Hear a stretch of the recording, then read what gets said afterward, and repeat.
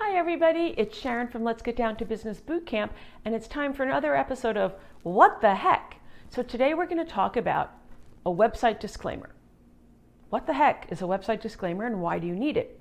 You actually probably know what it is, you just don't think of it as the website disclaimer. It's that text at the bottom of most big businesses' websites that says something like, copyright, your name, the year, this information is for insert purpose, don't copy it, something along those lines. It can be really simple and short, basically your copyright notice and a statement that your website's for information purposes only.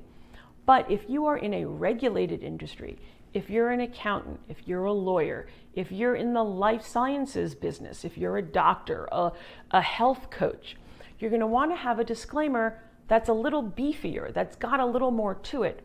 Because you don't want somebody, let's say you're a health coach, and you've got information on your blog that talks about steps people can take to improve their health or exercises that you can do.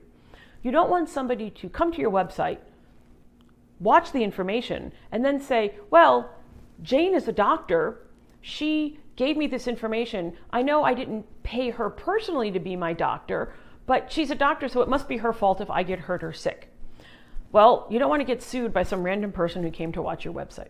So what you do is you have a disclaimer that makes it clear, for example, that the information on this website is for your education and informational purposes only. No doctor-patient relationship is formed just because you have watched the information on this website. If you are attempting any exercise program, please check with your personal physician, period.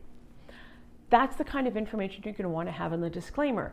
Basically, if you're in a business where you want people to understand that the information you're providing for free on your website is just for information and you're not trying to treat them, they're not your client yet, you need to make sure that they understand that so that if they ever try to sue you, because it's hard to stop someone from suing, it's better to be able to just quickly get out of the lawsuit, right?